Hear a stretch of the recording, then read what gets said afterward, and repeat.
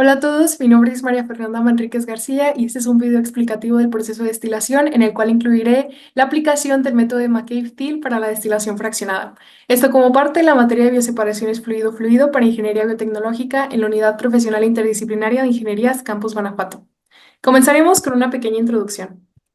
Hablaremos acerca de qué es la destilación. Esta es una técnica de separación conocida en la que la separación se produce debido a la diferencia de volatilidades de los componentes que se desea separar. Cuando una mezcla que contiene sustancias de diversa volatilidad se lleva a ebullición, la composición de los vapores liberados será diferente del contenido de disolventes en la alimentación en ebullición. Podemos hablar acerca de sus diversas aplicaciones.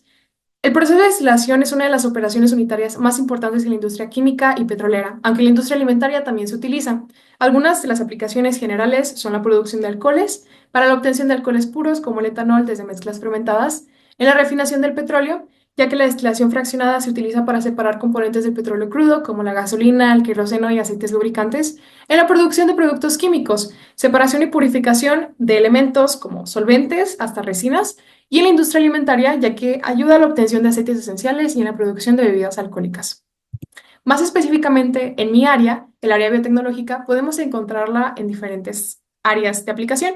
Ahora, es importante mencionar que cuando se trata de biomoléculas o organismos vivos, resulta un poco complejo diseñar un proceso de destilación, ya que la mayoría de biomoléculas y organismos son termolábiles, es decir, son sensibles al calor.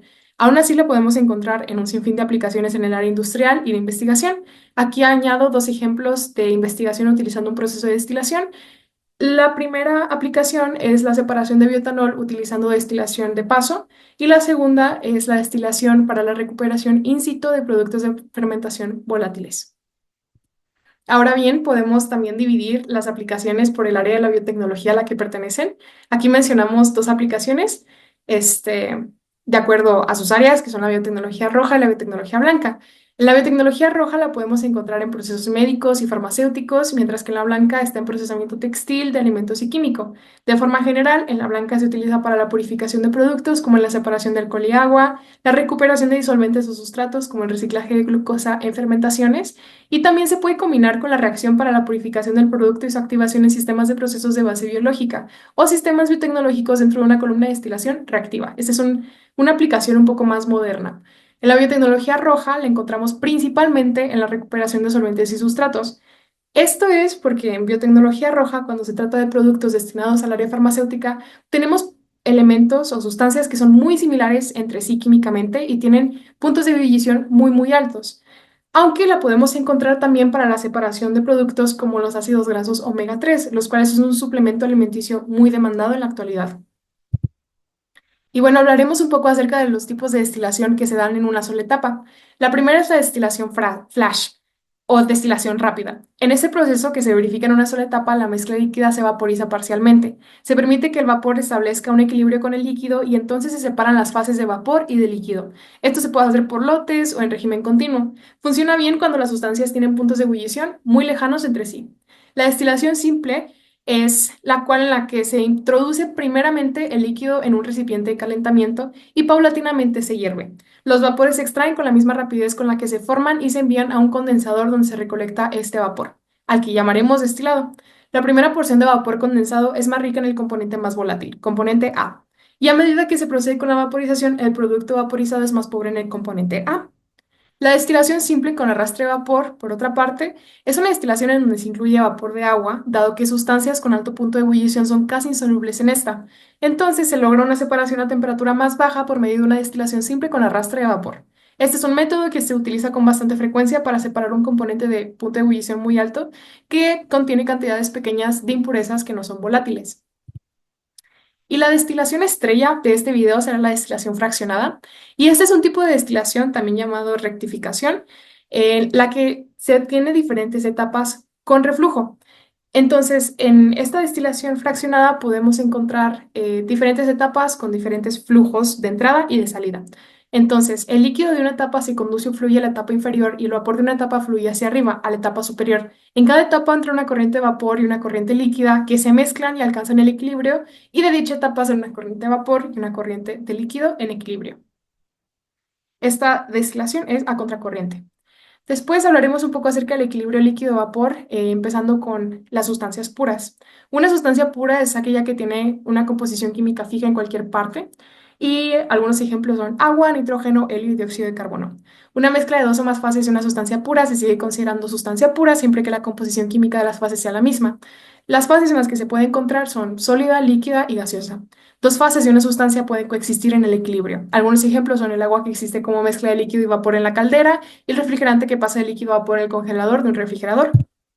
El equilibrio es aquel estado de un sistema en donde la transferencia de masa o de materia alcanza un límite. Es decir, en el momento en el que cesa la transferencia neta de alguno de los componentes. El conocimiento del equilibrio entre las fases es muy importante para evaluar las fuerzas impulsoras y experimentalmente se puede conocer la composición del vapor en equilibrio con un líquido utilizando un destilador de equilibrio que el cual se llama ebulliómetro.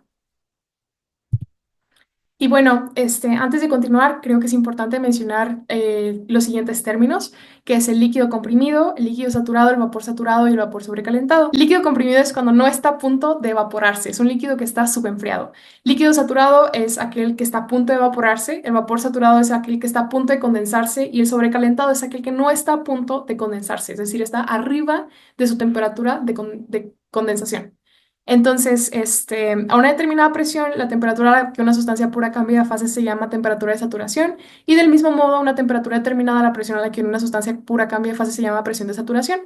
Podemos ver un diagrama en el que se determine cuál es la fase en la que se encuentra una sustancia dependiendo de su presión y su temperatura. Esto se ve en un diagrama que está dividido por diferentes secciones, diferentes curvas, y las curvas determinan los puntos de sublimación, fusión y vaporización, y los tres estados de sólido, líquido y vapor. También encontramos un punto triple en donde convergen todas nuestras curvas, y este punto es en el que se encuentran en equilibrio los tres estados de la materia. En mezclas binarias resulta importante también utilizar algo que se llama diagrama isóbaro. Los diagramas isóbaros son diagramas en los que tenemos una mezcla binaria. Una mezcla binaria es aquella en donde tenemos dos componentes dentro de nuestro sistema. Y en un diagrama isóbaro básicamente tenemos una presión determinada y graficamos las temperaturas y las composiciones. Se observan dos curvas, una superior que refleja la variación de la composición del vapor con la temperatura de ebullición del líquido, y esta curva es la denominada curva de Rocío o de condensación. Y la curva inferior, llamada curva de burbuja o ebullición, muestra la relación entre la temperatura de ebullición y la composición del líquido a presión constante. Ahora, el diagrama que acabo de mencionar es un diagrama que sigue un comportamiento ideal, pero también tenemos sistemas que no son ideales y estos difieren considerablemente. Es decir, son sistemas en los que podemos encontrar azeótropos. Tenemos azeótropos de ebullición máxima, en los cuales la temperatura máxima corresponde a una concentración de A o componente más volátil en el líquido que es igual a la concentración en la fase vapor. El sistema acetona-cloroformo es un ejemplo típico. Otro ejemplo de azeótropo es el de ebullición mínima, el cual presenta su temperatura mínima, concentraciones en el vapor y el líquido del componente A iguales. Un sistema típico de este caso es el de etanol, agua. Ahora tenemos otro tipo de diagramas utilizados que son los diagramas de equilibrio o diagramas XY. Y estos los utilizamos debido a que las destilaciones industriales tienen lugar básicamente a presión constante, entonces resulta más adecuado representar las composiciones líquido-vapor sobre un diagrama de composición denominado diagrama de equilibrio. Como el vapor es más rico en el componente más volátil, la curva se halla por encima de la recta diagonal o recta banqueta, la cual también podemos llamar recta de identidad. Ahora, ¿cómo determinamos las composiciones de forma teórica? Para eso nos ayudamos de diferentes leyes y correlaciones termodinámicas. Comenzaremos explicando las leyes de Dalton, Raoult y Henry. La ley de Dalton es la que enuncia que la presión total del sistema es igual a la suma de las presiones parciales de sus componentes. Se deduce que la presión parcial que ejerce un componente es proporcional a la fracción molar del componente en fase vapor. La ley de Henry es aquella que establece que a una temperatura dada, la cantidad de gas disuelto en un líquido es directamente proporcional a la presión parcial del gas sobre la superficie del líquido. Esta ley solo aplica para líquidos con una cantidad de gas disuelta muy pequeña o la interfase líquido-gas. Y la ley de Raoult relaciona la presión parcial de cada componente de fase vapor con la fracción molar en la fase líquida. Esta ley solo es válida para soluciones ideales, como bencenotolueno, hexanooctano y alcohol metílico, alcohol etílico, que por lo general son sustancias muy similares entre sí. Para soluciones ideales, las leyes de Henry y de Raoult son idénticas, en donde la constante de Henry coincide con la presión de vapor del componente en estado puro. Después tenemos modelos para sistemas no ideales, comenzando por el modelo Techema. Techema son las siglas para la Sociedad Alemana de Ingeniería Química y Biotecnología en alemán, y esta base de datos proporciona datos experimentales de equilibrio líquido-vapor para mezclas binarias y multicomponentes a distintas temperaturas y presiones. Estos datos incluyen presión de equilibrio versus composición, coeficientes de actividad y constantes de equilibrio. Después tenemos el modelo de gamma phi, en donde se ajustan los datos del equilibrio a la no idealidad, adicionando coeficientes de actividad. El coeficiente gamma es el que corrige la no idealidad del líquido, mientras que phi corrige la no idealidad del vapor. Los coeficientes de actividad los podemos obtener de diferentes formas. Aquí se presentan tres diferentes casos. En una solución ideal se asume que este valor es igual a 1. El modelo predictivo UNIFAC se basa en grupos funcionales, no en datos experimentales específicos del sistema. Una desventaja es que este modelo no es tan preciso si los grupos no están bien caracterizados. Otro modelo es el modelo NRTL, el cual es empírico. Se basa en ecuaciones ajustadas a datos experimentales y consigue interacciones entre pares de moléculas con diferente probabilidad de mezcla. Requiere parámetros binarios ajustados a datos experimentales, los cuales se obtienen de bases como de Chema. Ahora, la volatilidad relativa es otro parámetro que nos ayuda a comprender nuestro proceso de destilación, ya que nos indica qué tan fácil se logrará la separación de la mezcla. En el caso de que la volatilidad relativa sea igual a 1, no se logrará separación alguna. La relación entre la concentración de componente 1 en el vapor y la concentración de 1 en el líquido, dividida entre la relación entre la concentración de componente 2 en el vapor y la concentración de 2 en el líquido, nos da el valor de la volatilidad relativa. Podemos ver en pantalla una serie de operaciones en donde transformamos la ecuación inicial para obtener la ecuación que se puede ver en pantalla, que nos dice que la composición del componente 1 en el vapor va a ser igual a la volatilidad relativa por la composición de 1 en el líquido entre 1 más composición de 1 en el líquido por volatilidad relativa menos 1. Esta ecuación la utilizaremos más adelante. Y bueno, para ilustrar cuáles son los resultados que se obtienen utilizando diferentes métodos para la obtención de los diagramas líquido-vapor, utilizaremos el simulador ChemSep. Para esto vamos a abrir una sesión en ChemSep y vamos a escoger una destilación simple con agua y con etanol. Y podemos ver que en la selección del modelo termodinámico, el primero que escogí fue el de la ley de Raoult, con presión de vapor con Antoine y entalpía ideal. Agregué las fracciones molares de los componentes en, en el, en el condensador tendremos una fracción de 0,85 para el etanol y en los fondos de 0,85 para el agua. Ahora, lo primero que hacemos es generar una curva de temperatura con composiciones en el equilibrio, temperatura X y Y, que es la que podemos ver a la izquierda. Obteniendo los datos de X y Y los graficamos en una sesión de GeoGebra y vemos que el diagrama XY tenemos el Raoult ideal y también la recta banqueta, y este comportamiento es el que ya habíamos explicado con anterioridad. Ahora, utilizando de Chema y Unifac para las correlaciones termodinámicas, vemos que tenemos una curva que no presenta un comportamiento ideal. A la izquierda podemos ver que la recta temperatura con composiciones presenta un azeótropo después de 0,8 y en el diagrama XY se puede ver solamente un poco que la recta de banqueta está sobrepasada por nuestra curva de Chema Unifac, es decir, esta va hacia abajo en algún punto de nuestra gráfica. Hacemos lo mismo con el diagrama gamma phi, utilizando el coeficiente de NRTL, y vemos que sigue un comportamiento muy similar a de Chema Unifac. Ahora lo que nos interesa es determinar cuál es el azeótropo de esta mezcla. Para eso nos ayudamos con la definición de azeótropo. Sabemos que este es el punto donde las composiciones de líquido y vapor son iguales. Entonces obtenemos cuál es la intersección de nuestras curvas de gamma phi y de Chema con la línea de 45 grados o la línea de identidad. Entonces obtenemos que para de Chema el azeótropo está en 0,89 y para gamma phi está en 0,87. Ahora realizaremos una solución de problema para el método de Vacaville, es decir, para destilación fraccionada.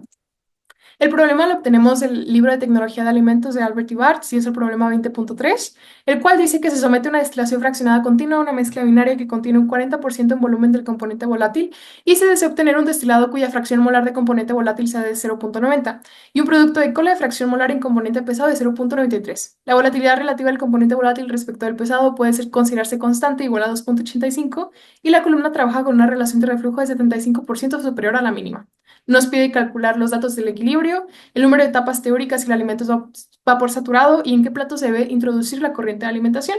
También nos brinda algunas propiedades de los componentes como la masa molecular, la temperatura de ebullición, el calor específico y el calor latente.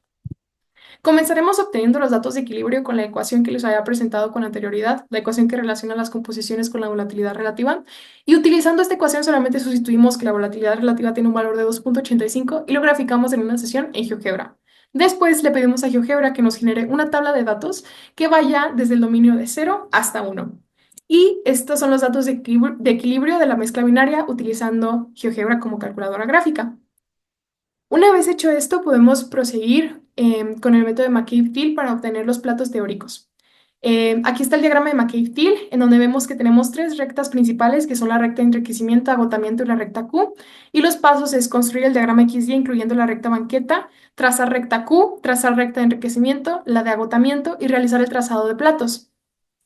Comenzaremos haciendo el diagrama XY utilizando los datos del equilibrio que acabamos de obtener en una sesión de GeoGebra y agregamos la recta banqueta.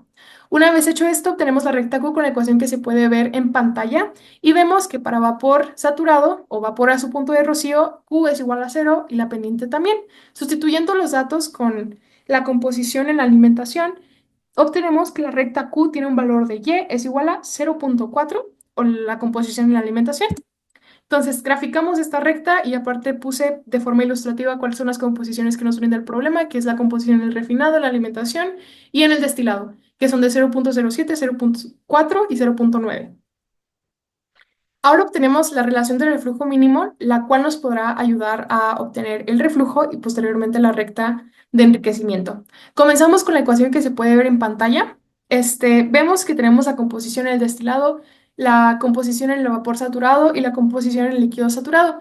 La composición en el vapor saturado va a ser igual a la composición en la alimentación, como ya vimos. Y también vemos que la composición en el líquido saturado, esa la vamos a obtener en la intersección de la recta Q con la recta de equilibrio, que resulta de 0,19. Entonces, utilizando los datos que ya conocemos, obtenemos el reflujo mínimo que da 2,38.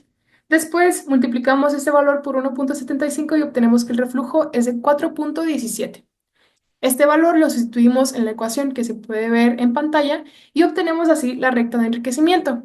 X o XD o composición en el destilado es de 0,90 y 4,17 es el reflujo.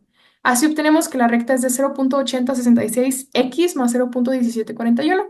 La graficamos y vemos lo que se ve en pantalla en nuestro GeoGebra y posteriormente trazamos la recta de agotamiento. Esta se obtiene al unir el punto de corte de la recta Q y la recta de enriquecimiento con el punto de la composición en el refinado, el cual es de 0,07. Ya tenemos nuestras tres rectas y podemos comenzar con las iteraciones gráficas para obtener el número de platos. Esto se hace nada más trazando escalones entre la curva de equilibrio y las rectas de operación. Lo hacemos de forma muy precisa para no tener resultados que no correspondan y obtenemos un valor de 7 etapas teóricas y la alimentación ocurre cuando la recta Q pasa a través de uno de los escalones, en este caso en la cuarta etapa. Así es como se resuelve este problema y posteriormente haremos una simulación en Kemsep de forma ilustrativa para explorar las herramientas que nos brinda este simulador. Por las propiedades mencionadas podemos intuir que se trata de un sistema etanol-agua, ya que, bueno, el etanol tiene una masa molecular de 40, el agua de 18 y las temperaturas de ebullición corresponden. Entonces, hecho esto, abrimos una sesión en Kemsep con estos elementos y asumimos que se sigue un comportamiento ideal. Agregamos la ley de Raoult, ponemos también los flujos y el destilado y refinado de acuerdo con las fracciones que nos indica el problema, que son de 0,90 y 0,93, y obtenemos nuestra gráfica de McCabe-Thiele. También es importante poner la relación de reflujo que nos brinda el problema, que es de 4,17. Vimos que McCabe-Thiele difiere de lo que nosotros tenemos, pero es porque nosotros, el problema nos indica que tenemos nuestra relación de volatilidad relativa de 2,85 y acá no estamos usando esa volatilidad relativa, estamos utilizando ley de Raoult, por eso difiere el diagrama que vemos, pero pues si siguiera un comportamiento ideal con ley de Raoult, esos son los resultados que obtendríamos. Ahora podemos utilizar la herramienta de costos de operación que nos brinda, yéndonos a resultados y al apartado de rating, y ahí tenemos el costo de la operación de una columna simple. Vamos a ir a través de todos los costos que nos indica esta pequeña sección de la pantalla. Para eso comenzamos con los costos de operación de la columna, en donde tenemos el costo de la carcasa de la columna, el cual tiene un valor de $289,000. El precio de los platos o empaques internos suman $178,000 y el costo del condensador $2,912,000. El del hervidor $1,685,000. Después tenemos el costo de operación anual, en donde está la electricidad para las bombas, ventiladores, etcétera, que suma un valor de $429,000 por año, mientras que el costo de vapor de baja presión usado en el hervidor suma $5,744,000 dólares al año. Ahora, costos de operación adicionales, está la tasa de depreciación anual, que es 32% anual, el índice de costos de materiales, que son $1,600, y el precio de combustible para generar vapor, que son $12 por gigajulio. El costo anual total que nos brinda el simulador es de $7,793,000 por año. Vemos que esta herramienta es bastante útil para poder hacer un diseño de un proceso que se llevará a la industria y en nuestro caso, nuestra operación resulta bastante cara. Los costos se pueden abaratar tal vez buscando utilizar menos vapor y menos energía para el calentamiento y el enfriamiento, y además cambiando los materiales de los que está hecho nuestro equipo de destilación. Ahora, me gustaría hablar acerca del uso de herramientas digitales, específicamente la ventaja de simuladores, calculadoras y graficadoras, ya que el uso de hojas de cálculo y calculadoras gráficas permite la disminución de los errores manuales en operaciones termodinámicas y permiten que el usuario resuelva los problemas en significativamente una menor cantidad de tiempo. La accesibilidad de herramientas gratuitas como GeoGebra permiten que el estudiante tenga a su alcance la posibilidad de ejecutar modelos complejos de manera sencilla, y las graficadoras interactivas facilitan la interpretación de curvas de equilibrio y diagramas como el de McCabe-Thiele. Las competencias clave y las ventajas que yo puedo identificar son la validación de resultados teóricos y simulados, el uso de herramientas para ajustar parámetros como el reflujo y los platos teóricos y minimizar los costos de la operación, y la integración de datos termodinámicos con modelos de proceso para una mejor comprensión del fenómeno estudiado. Una frase que pienso que resume bien el mensaje que quiero dar es que la simulación no reemplaza el conocimiento fundamental, pero potencia su aplicación práctica. Y ahora, a modo de conclusión, el uso de simuladores, calculadoras termodinámicas y graficadoras en línea fortalece significativamente el estudio de la destilación en la ingeniería de procesos, agilizando cálculos complejos y visualizando interacciones termodinámicas y desarrollando habilidades clave como el análisis crítico, optimización de parámetros e integración de teoría práctica. Estas herramientas permiten validar modelos teóricos bajo condiciones operativas establecidas, reducir errores y explorar diversos escenarios, lo que enriquece la formación profesional y académica. La combinación de estas tecnologías con bases teóricas sólidas se posiciona como un pilar para la innovación en procesos de separación, impulsando no solo la eficiencia industrial, sino también la capacidad de los ingenieros para resolver desafíos complejos. Ahora proyectaré las referencias que utilicé para la creación de esta presentación. Tenemos el libro de termodinámica de Sengel y Bols, también los procesos de transporte y de operaciones unitarias del Jankoplis, la introducción a la ingeniería de procesos en alimentos de Ibarz y Barbosa Canovas, operaciones unitarias de ingeniería química de McCabe, Smith y Harriot, y la destilación para recuperación in situ de fermentación. Ese es el paper que utilicé para las aplicaciones, al igual que la fermentación de productos y sus métodos de recuperación, y la separación de bioetanol utilizando destilación de paso. Y bueno, también utilicé un capítulo de revista de destilación en bioprocesos para la destilación y las diferentes áreas de biotecnología roja y blanca. Espero que les haya gustado este video y haya quedado todo muy claro. Muchas gracias por visualizar. Que tengan un excelente día.